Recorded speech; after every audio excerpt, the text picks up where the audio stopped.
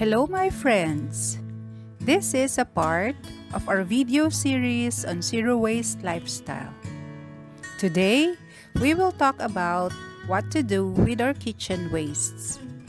These include used coffee grounds and tea bags, eggshells, plastic bottles, onion and garlic skins, fruit and vegetable peelings, empty food cans, and many more.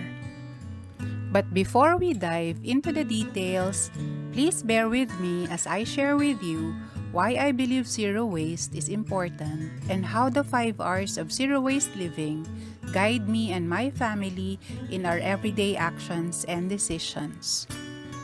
For me, adapting a zero waste lifestyle is the best way to live sustainably.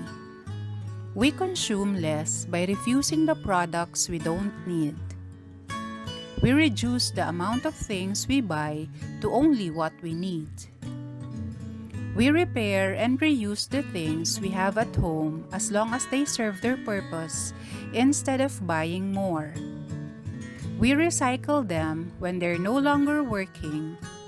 And we do our best effort to segregate and compost instead of throwing waste into the trash bins and sending them to landfills. In short, by adopting zero waste habits on a daily basis, we use less resources, we lessen our carbon footprint, and we save money by maximizing the use of goods and products that we already have.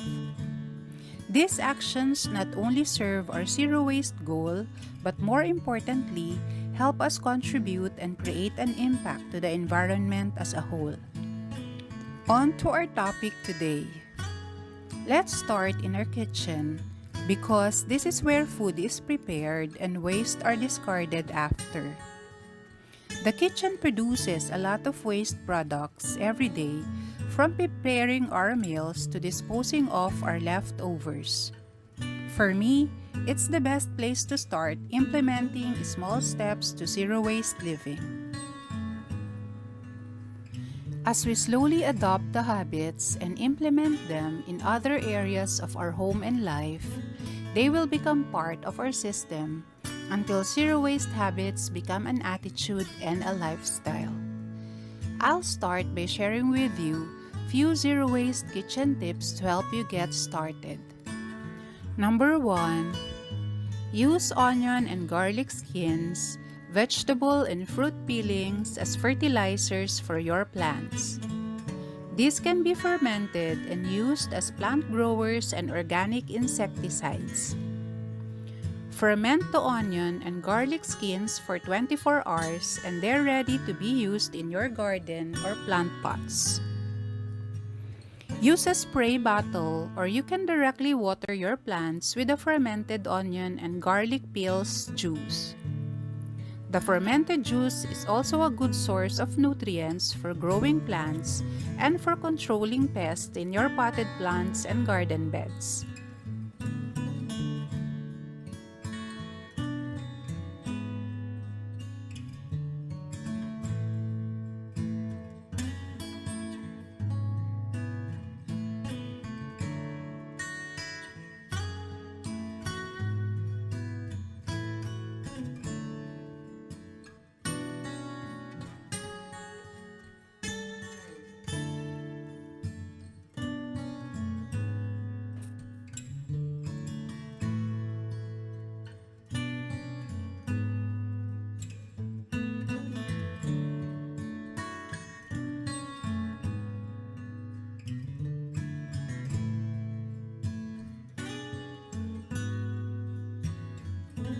Number 2, don't throw those eggshells.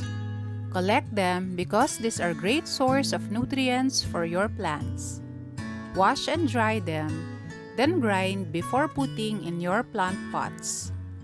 The eggshells can also serve as mush that will retain moisture so you do not need to water your potted plants frequently.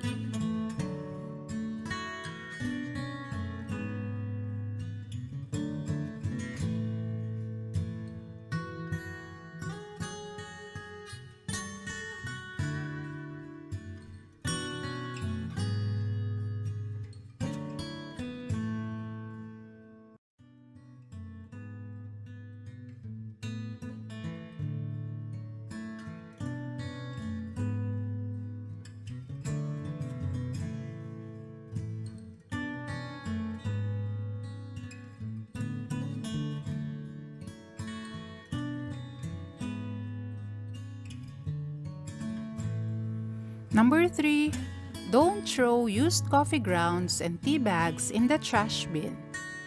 These are great sources of nitrogen that help your plants develop green leaves and hard stems. Since these are organic, you cannot over-fertilize your plants, but use it in moderation as the coffee grounds resist water when too dry.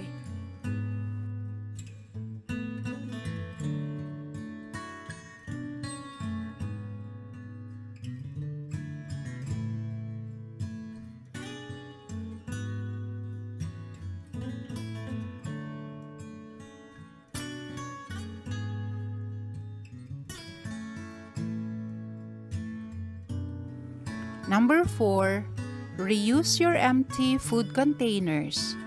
These are jam jars, wine bottles, ice cream tubs, and plastic bins which can be reused to store your sugar, beans, nuts, oats, and spices. Make sure to label each bottle for ease when you need to grab them.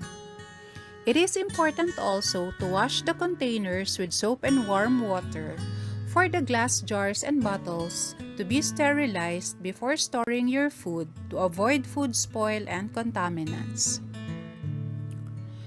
These are all for now.